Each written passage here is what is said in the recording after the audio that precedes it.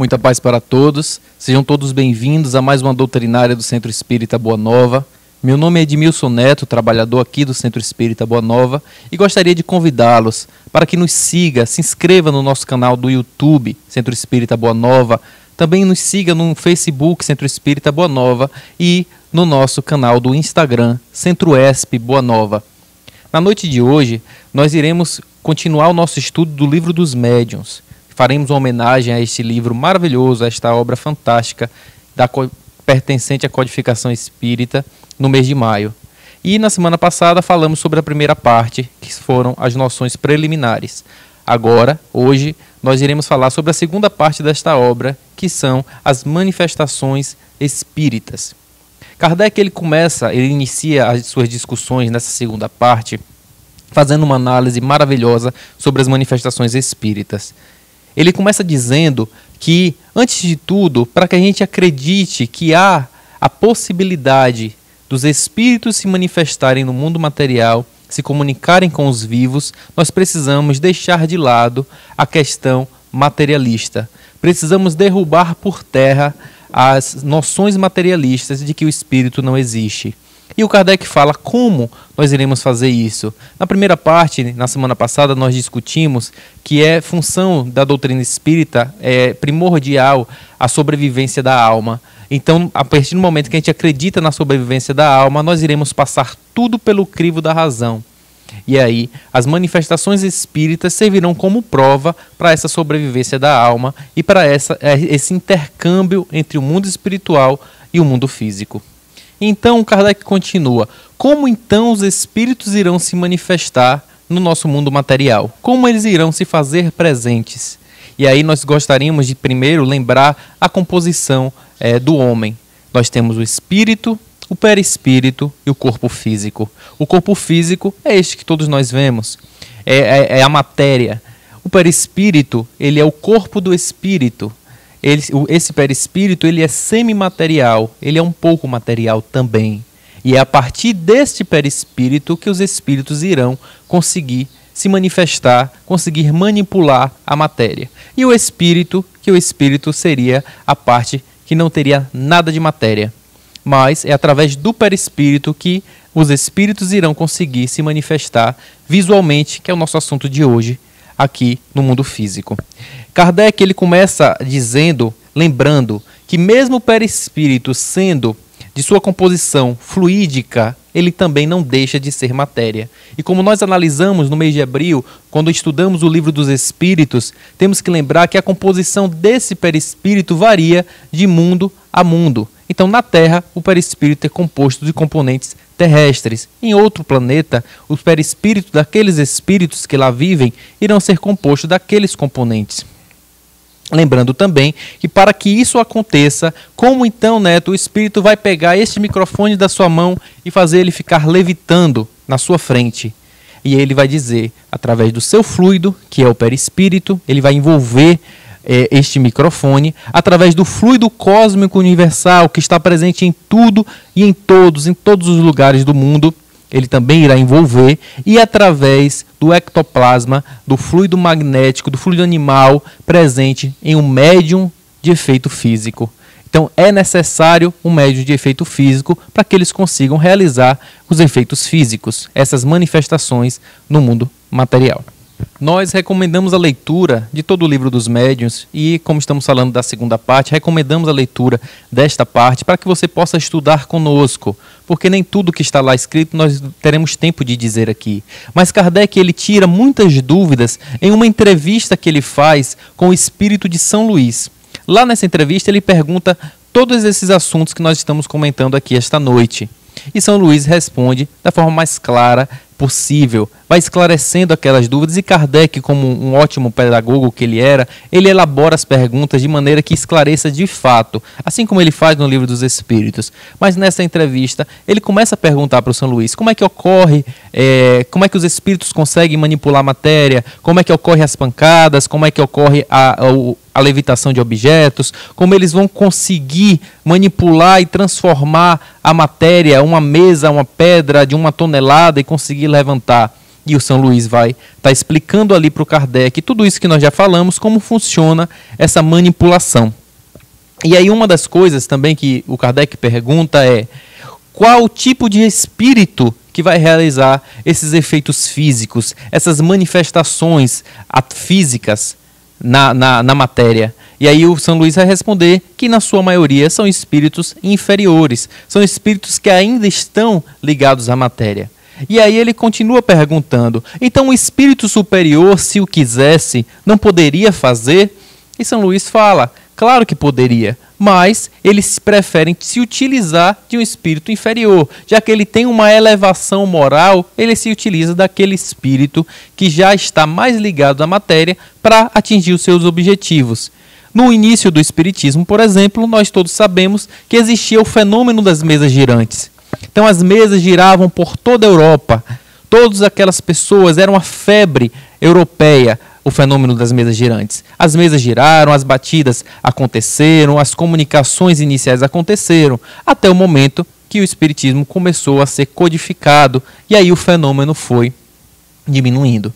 Então, o fenômeno das mesas girantes nada mais foi do que chamar a atenção para que o Consolador prometido viesse à Terra, para que o Espiritismo fosse codificado, para que Kardec ficasse intrigado o que era aquilo que estava acontecendo. Por que as mesas estavam conversando com as pessoas? As mesas tinham inteligência?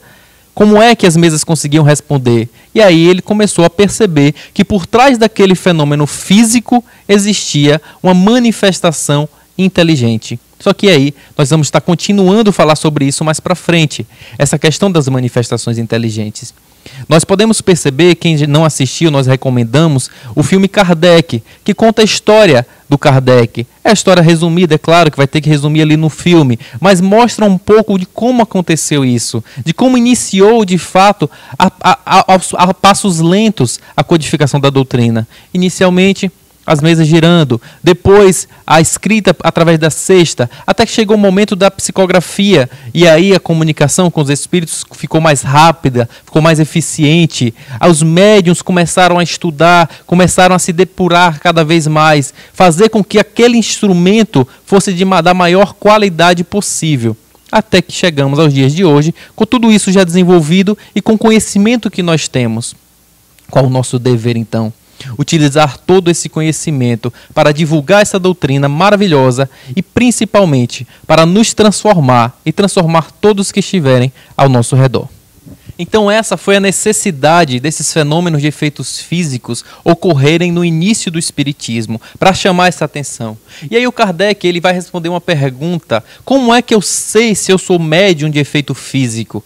E aí Kardec ele vai responder também: não há nenhum indício pelo qual eu possa dizer que você é médium de efeito físico. Somente a experiência pode revelar. Se acontece algum desses fenômenos ao seu redor, durante a sua história de vida, no momento que você está presente em algum ambiente, pode haver um indício de você ser um médium de efeito físico. Mas isso aí é através da experimentação de diversos experimentos e diversas experiências que a pessoa vai ter durante a sua vida, que vai dizer se ela é ou não um médium de efeito físico, se ela tem esse tipo de mediunidade ou não. E muitas vezes ela pode até surgir, esse tipo de mediunidade, no início da sua mediunidade. E depois disso, outras mediunidades irem se desenvolvendo e esta mediunidade de efeito físico ir ficando de lado. Assim como no início do Espiritismo, o efeito físico serviu para chamar a atenção para os espíritos, pode servir também para chamar a atenção daquele médium, de que ele é médium. E a partir do momento que ele começa a estudar, outras mediunidades irem se desenvolvendo.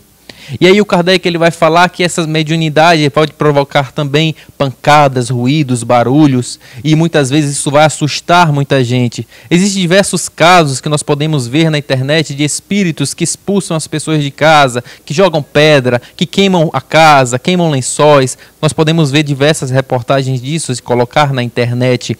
O Kardec relatou diversas experiências dessa também na sua época, nas edições das revistas espíritas. E fica o convite também que a gente leia. Tem um famoso caso do espírito batedor de Bexabern. E aí durou 8 anos essa ação desse espírito batedor. E aí o Kardec ele relata em diversos volumes, diversas edições da Revista Espírita, diversos casos outros que o Kardec relata também. E diversos casos que nós vemos hoje em dia, até hoje, no nosso dia a dia também, de pessoas que se dizem assombradas pelos espíritos, de pessoas que dizem morar em casas mal assombradas. Mas este assunto nós iremos falar um pouco mais para frente. Acho que o nosso irmão Sid Gley irá falar um pouquinho sobre as casas mal assombradas. Será que elas existem mesmo? Será que os espíritos se apegam a um lugar, a uma pessoa e querem fazer da sua vida, tocar o terror na sua vida? E aí o nosso irmão Sid Gley irá esclarecer mais para frente. E por trás, temos que lembrar sempre, por trás de todo fenômeno de efeito físico, existe um espírito que está provocando, existe uma inteligência por trás daquele fenômeno. E essa inteligência é o que nós iremos falar agora com o nosso irmão Matheus Diogo, que irá falar sobre as manifestações inteligentes. Muita paz. Boa noite a todos, eu sou Matheus Diogo, trabalhador aqui do Centro Espírita Boa Nova.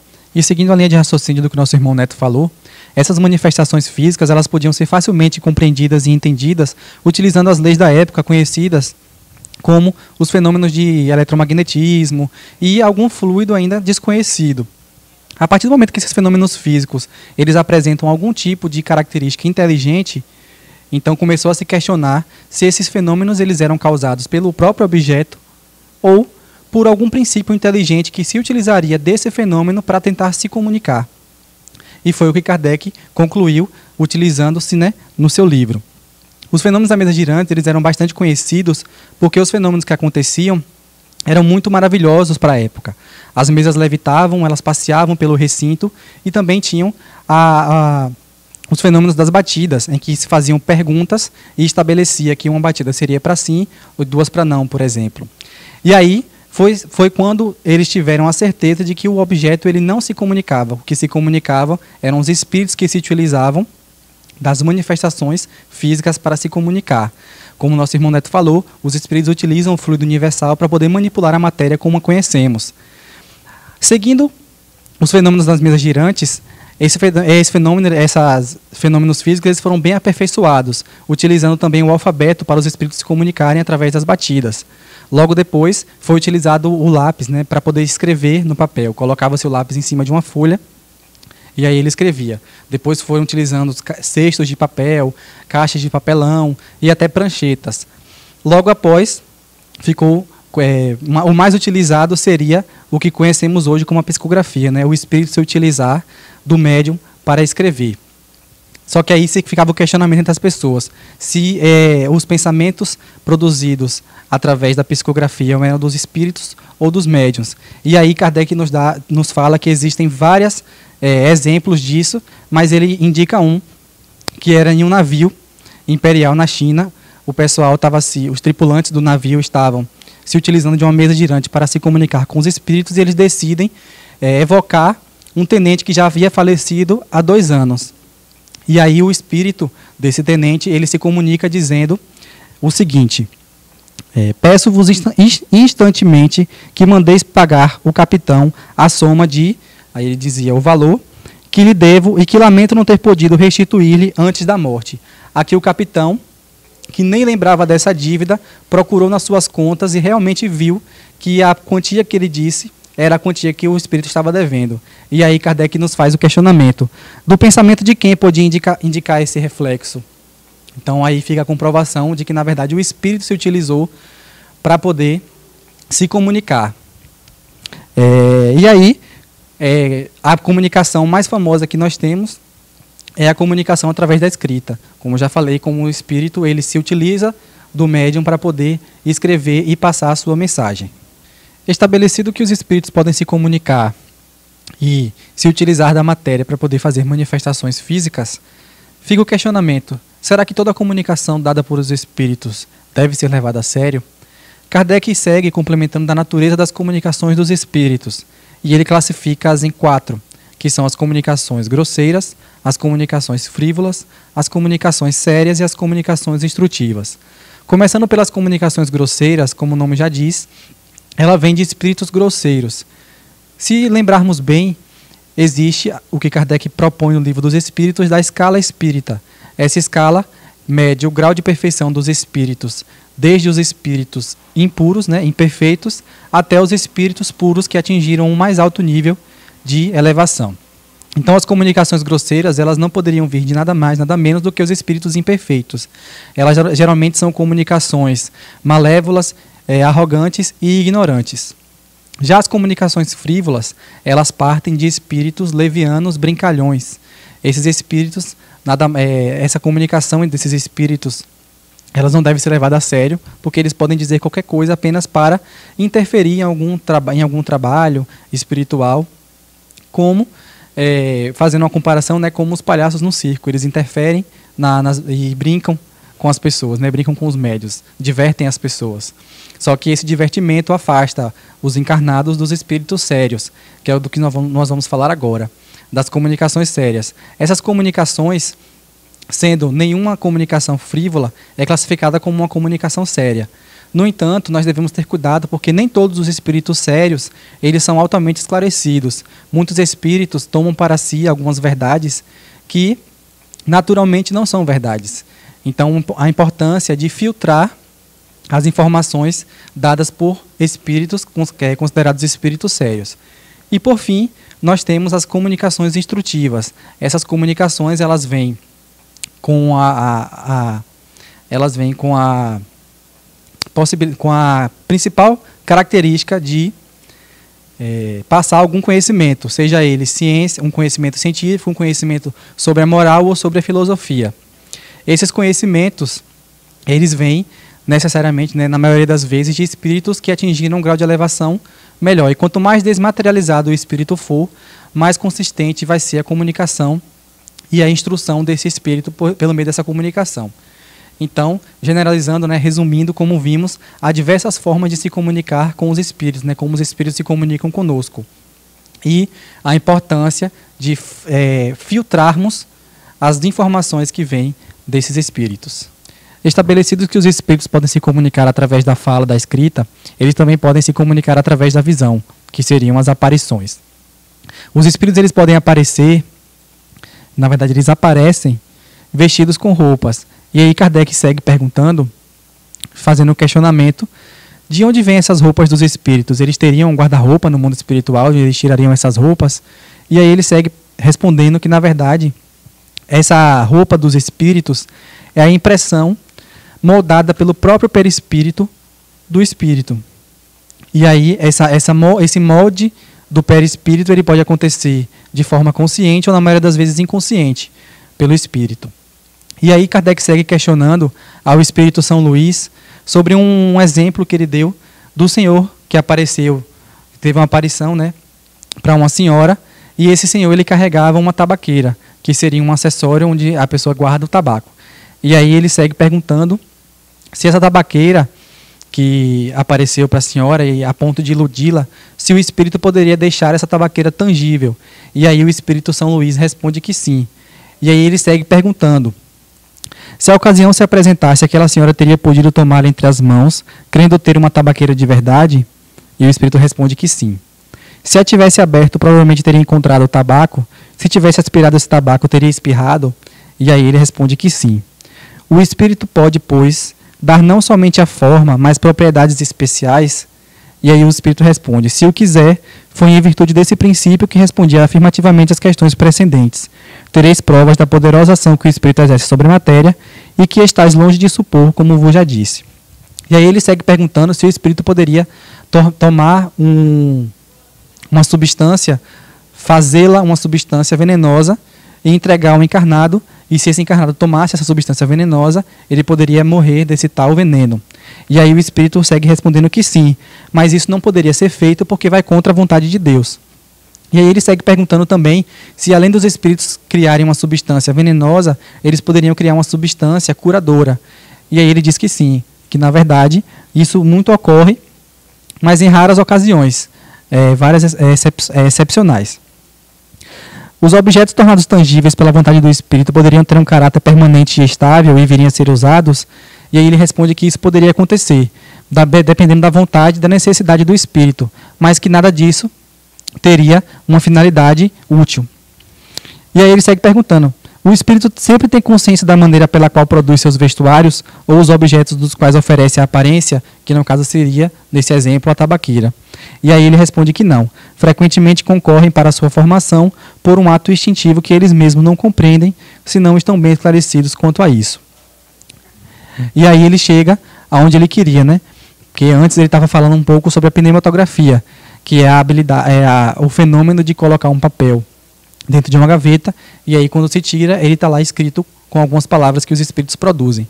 E aí ele, através de todas essas perguntas que a gente comentou aqui, ele chega à conclusão de que os espíritos eles podem moldar o fluido universal que nos rodeia e fazer muitos objetos que podem se parecer com objetos que temos aqui na Terra.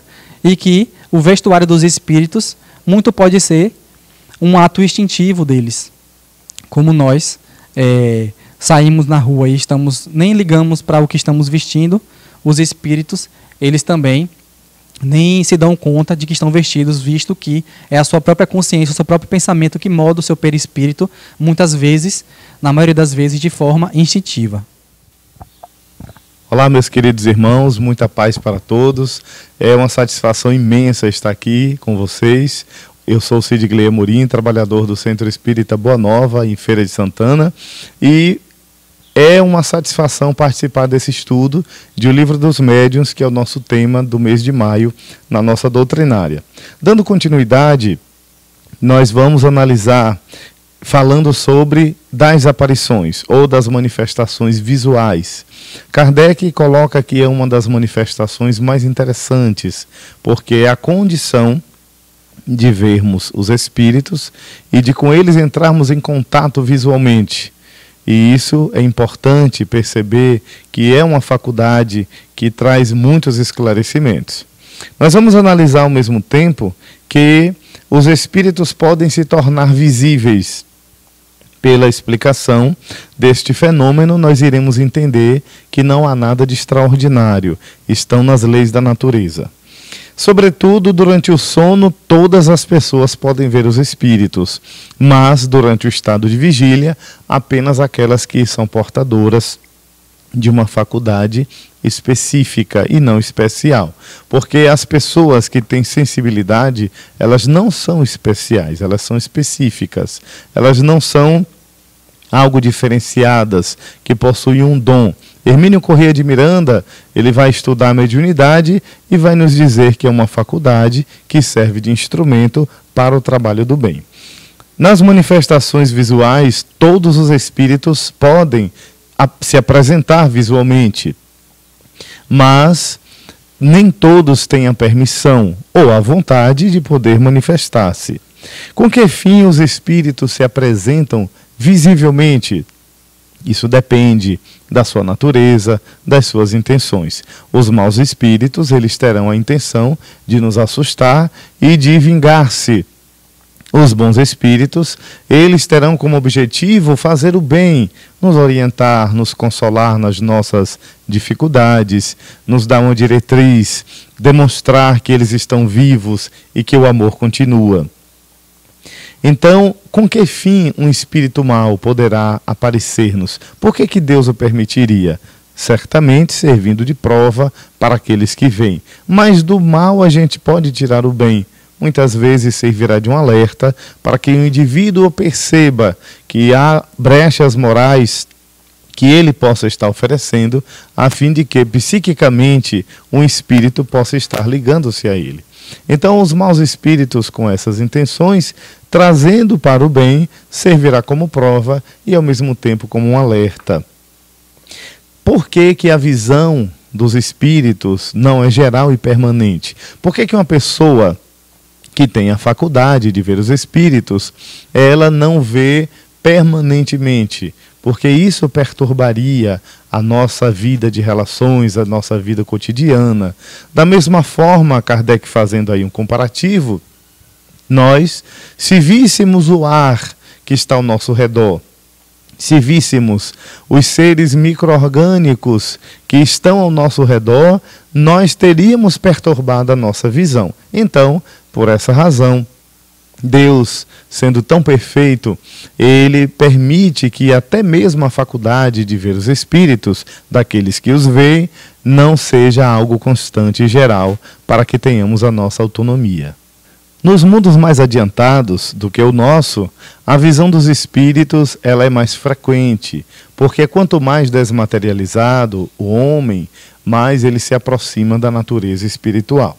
Outra coisa interessante é perceber que não é racional assustarmos-nos com a visão de um espírito. Será que a gente teria razões para sentir medo? E os espíritos vão nos dizer que se nós analisássemos bem, um vivo faria muito mais mal a uma criatura humana do que um morto.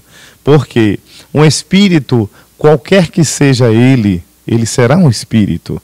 Por mais que ele tenha influência sobre a nossa vida, ele não será um vivo, uma pessoa encarnada que teria as condições. Embora os espíritos maus, o que muito mais seria de se analisar é a influência que esse espírito poderá exercer no pensamento do homem.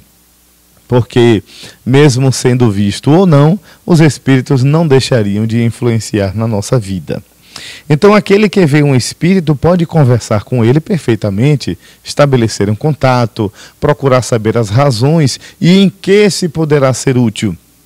Trazemos ainda como heranças atávicas no nosso inconsciente muitos elementos da igreja, das superstições engendradas em que os espíritos são seres satânicos e perdemos aí a naturalidade.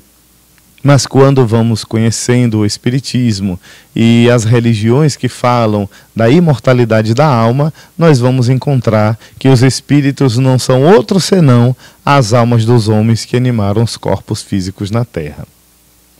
Como os espíritos poderiam nos responder? Pela linguagem do pensamento, sem perder aí, muitas vezes, a linguagem articulada. Mas seria sempre a transmissão do pensamento. Mas na comunicação poderá acontecer sim a linguagem articulada. Os espíritos podem tomar qualquer aparência, depender da sua vontade, do domínio que eles tenham, da plasticidade do perispírito. E aí nós poderemos nos perguntar, os espíritos podem tomar a aparência das pessoas queridas? Os espíritos podem ter as aparências, criarem fantasias muitas vezes para zombar da nossa credulidade. Mas tem coisas das quais não lhes é permitido brincar. Então, nesse ínterim, nós vamos chamar a atenção para a questão das reuniões espíritas. A questão das reuniões, que elas podem ser instrutivas, podem ser sérias, podem ser frívolas. Uma reunião espírita deve ser pautada numa seriedade, no respeito. E o espírito, quando vê a seriedade do grupo, tem coisas que não lhe são permitidas. Daí o grupo estudar, ter estima pelo outro, o respeito, respeitar as diferenças e dedicar-se ao bem. Kardec vai analisar ainda com os espíritos por que a maioria das visões espirituais ocorrem mais à noite. Na verdade, elas são mais perceptíveis à noite, como as estrelas que nós enxergamos mais à noite do que na claridade do dia devido à presença do sol. Então existem fenômenos visuais espirituais que são mais perceptíveis à noite, por serem mais sensíveis e rarefeitos. A dupla vista é suscetível de desenvolvimento. Porém, Kardec, no Livro dos Espíritos, pergunta 450, ele faz essa pergunta e os espíritos respondem que sim, que o trabalho sempre conduz ao progresso. No entanto, no Livro dos Médiuns, na questão 29, no item 29, falando sobre esse desenvolvimento, Kardec faz uma ressalva, e os espíritos também, que é uma faculdade da qual deveremos deixar a naturalidade, porque muitas vezes, forçando o desenvolvimento, poderemos superexcitar a mente e cair nas chamadas alucinações e fantasias. Então, tudo que é natural flui de forma espontânea, o próprio trabalho do bem que vai se utilizando com essa faculdade vai proporcionando a sua educação, seu desenvolvimento, até porque dentro de um trabalho do bem, nós teremos ali a assistência dos mentores espirituais e junto com o estudo vão estar dando direção. Como o espírito pode se tornar visível? O princípio é o mesmo para todas as manifestações. E está preso às propriedades do perispírito, às propriedades de mudança, às questões plásticas do perispírito. Então, há uma condensação, não exatamente. Existe uma combinação fluídica para que o espírito possa ser percebido, e é necessário também haver uma predisposição, uma faculdade na pessoa para que ela veja os espíritos. Enquanto umas podem ver o clarão produzido pelo espírito, outras pessoas podem ver o espírito completamente. Então, a faculdade visual de perceber os espíritos visualmente, elas também variam de grau, de intensidade. Poderíamos dizer que é pela condensação do fluido? Como já o dissemos, não exatamente. A condensação é um comparativo grosseiro, mas no mundo espiritual diríamos pela combinação fluídica. Todos são aptos de ver os espíritos no sono, sim, durante o sono, nos sonhos, mas no estado de vigília, só algumas pessoas. E dando continuidade, Kardec ainda fala do menino Servius Tullius, que foi o 6º governador de Roma, em que a sua mãe vira uma chama azul acima da sua cabeça e pergunta aos espíritos se era real. De fato, era real, porque a sua mãe era vidente e ela vira aquela produção dos espíritos. Então, as chamas, as luzes, os raios não são exatamente os espíritos, são produções por eles feitas a partir das combinações fluídicas. A gente vai analisar também agora sobre a bicorporeidade e a transfiguração. São duas modalidades também das aparições, e a bicorporeidade é a faculdade em que uma pessoa, ela tendo essa faculdade, ela poderá aparecer em 2 lugares, ou seja, em mais de um lugar. Por quê? Do mesmo jeito que o espírito desencarnado, ele tem o chamado dom da ubiquidade, quanto mais elevado ele é, um espírito encarnado, graças às suas virtudes, ele poderá sim desenvolver o dom, essa possibilidade da bicorporeidade, que seria sair do corpo e, entre aspas, materializar-se em outro lugar. Há um questionamento de Kardec sobre a tangibilidade, a questão de tocar, palpar os espíritos, que assim se fazem no fenômeno da bicorporeidade. E os fenômenos são explicados a partir do entendimento sobre o perispírito. Vamos ver na história Antônio de Pádua, que ele fez o fenômeno da bicorporeidade para auxiliar o seu pai, que estava muito distante. Então a gente vai perceber que não é indispensável que o corpo esteja absolutamente dormindo, mas que haja uma diminuição de forças, até porque o senhor daquele corpo não vai estar presente. Lembraremos também de Eurípides Barçanufo, que fora um médium sacramentano em Minas Gerais, que tinha essa faculdade da bicorporeidade também. No fenômeno da transfiguração, nós vamos ver que há uma mudança física parcial, desde leves movimentos musculares da aparência até fenômenos mais profundos, ou até o fenômeno da chamada invisibilidade. É quando os espíritos revestem certos corpos, tomando aí as aparências do invisível. E isso nós vamos entender quando estudamos os processos do transporte nas comunicações espirituais. A manifestação espontânea e a persistência de alguns espíritos tem sido a causa ou a fonte de muitas histórias e crendices ligadas a crendices de lugares mal assombrados. É certo que existem muitos espíritos que ainda estão apegados a lugares, a coisas, a pessoas, e devido a esse apego persistem, criam também situações para se fazerem presentes, para guardarem lugares, objetos, persistem em determinados lugares. Os espíritos nos informam que os lugares, exatamente por serem vazios, abandonados, em ruínas, não constituem a regra geral para que esses lugares sejam mal assombrados. Na verdade, isso está preso na imaginação das pessoas.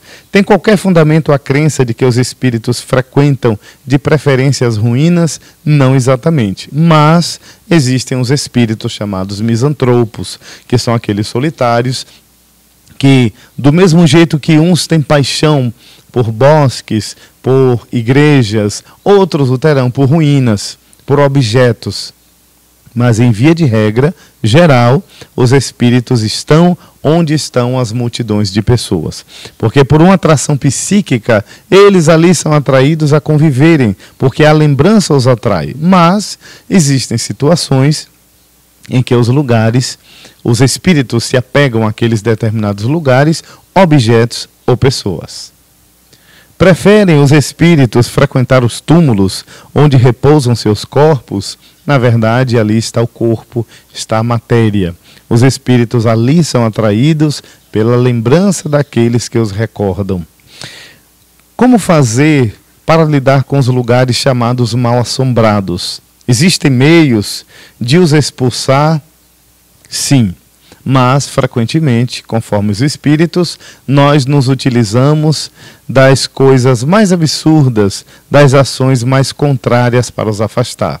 O exorcismo, a expulsão, são práticas milenares, mas que não dão certo, porque na maioria das vezes, aqueles que dessas práticas se utilizam como rituais não têm a força moral necessária. Quando Jesus no Evangelho se referia à expulsão dos espíritos imundos, inferiores, é porque ali ele estava imbuído de uma força moral muito grande. O livro Diálogo com as Sombras, Hermínio Miranda vai falar das reuniões mediúnicas, especificamente da desobsessão, e ele nos diz, se nos fosse pedido o segredo da doutrinação, diria apenas uma palavra: amor. Somente o amor que Jesus se utilizara, somente a mudança íntima que nos fará mudar de vibrações é que iremos afastar os espíritos inferiores. Então essa mudança, que seria a reforma íntima, é que trará uma psicosfera positiva ao nosso redor. Nós vamos agradecer, muito obrigado pelo trabalho de hoje. Inscrevam-se em nossos canais, Centro Espírita Boa Nova, YouTube e Facebook, Centro ESP Boa Nova, o nosso canal do Instagram. E que possamos estar juntos no próximo momento, é o que nós agradecemos. Vamos orar.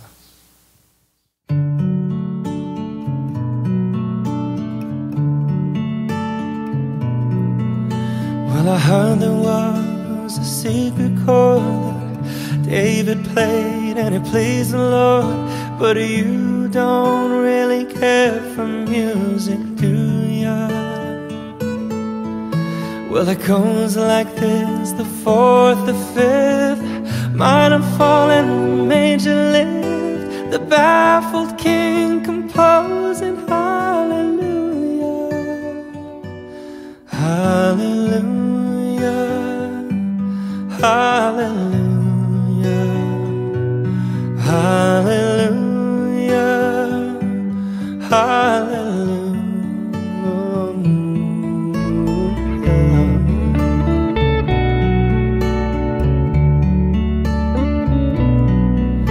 Well, your faith was strong, but you needed proof. You saw her bathing on the roof. Her beauty in the moonlight overthrew you. She tied you to her kitchen chair. She broke your throat and she cut your hair.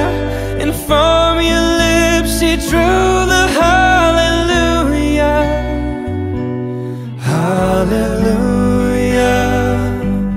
hallelujah, hallelujah, hallelujah.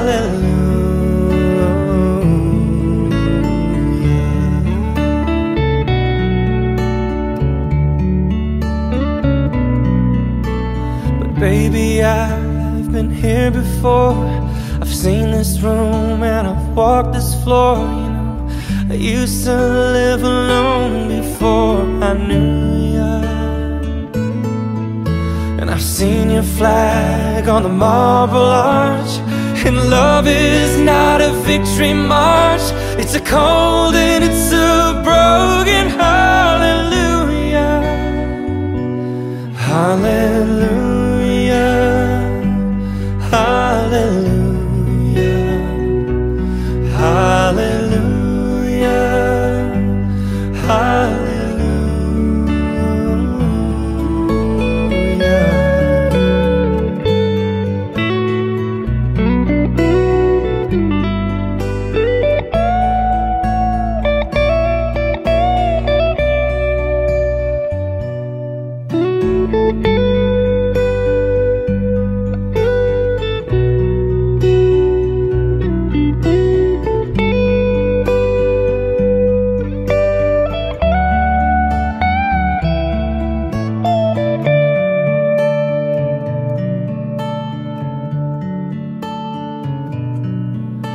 Well, there was a time when you let me know what's really going on below, but now you never show that to me, do ya?